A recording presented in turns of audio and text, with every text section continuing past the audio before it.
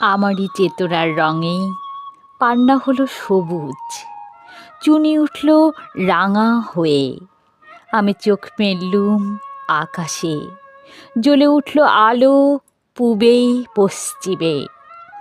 গোলাপের দিকে চেয়ে বললুম সুন্দর, সুন্দর হলো সে। তুমি বলবে এ যে তত্ত্ব কথা, এ কবির বাণী নয়। আমি বলবো এ সত্য, তাই এ কাব্য। এ আমার অহংকার, অহংকার সমস্ত মানুষের হয়ে। মানুষের অহংকার পটেই বিশ্বকর্মার বিশ্বশিল্প।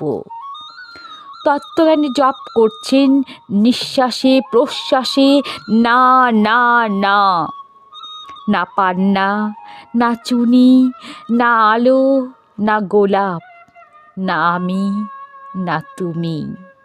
ওদিকে অসীম যিনি, তিনি স্বয়ং করেছেন সাধনা মানুষের সীমানায়, তাকেই বলে আমি। সেই আমির গহনে আলো আঁধারের ঘটল সঙ্গম। দেখা দিল রূপ, জেগে উঠল রস, না কখন ফুটে উঠে হলো হাঁ।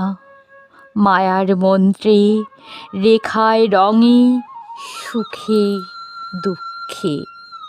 একে বলো না তত্ত্ব, আমার মনে হয়েছে পুলকিত। বিশ্ব আমির রচনার আসরে হাতে নিয়ে তুলি, পাত্রে নিয়ে রং।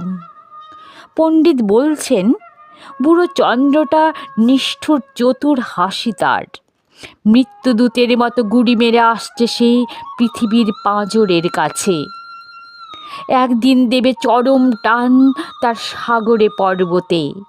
মর্তলোকে মহাকালের নূতন খাতায় পাতা জুড়ে নামবে একটা শূন্য।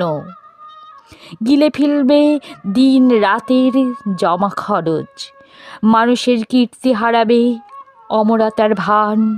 তার ইতিহাসে লেপে দেবে অনন্ত রাত্রির কালি। মানুষের যাবার দিনের চোখ বিশ্ব থেকে নিকিয়ে নেবে রং। মানুষের যাবার দিনের মন ছাপিয়ে নেবে রস। শক্তির কম্পন চলবে আকাশে আকাশে, জ্বলবে না কোথাও আলো। বীণাহীন সভায় যন্ত্রীর আঙুল নাচবে, বাজবে না সুর। সেদিন কবিত্বহীন বিধাতা একা রবেনে বসে নীলিমাহী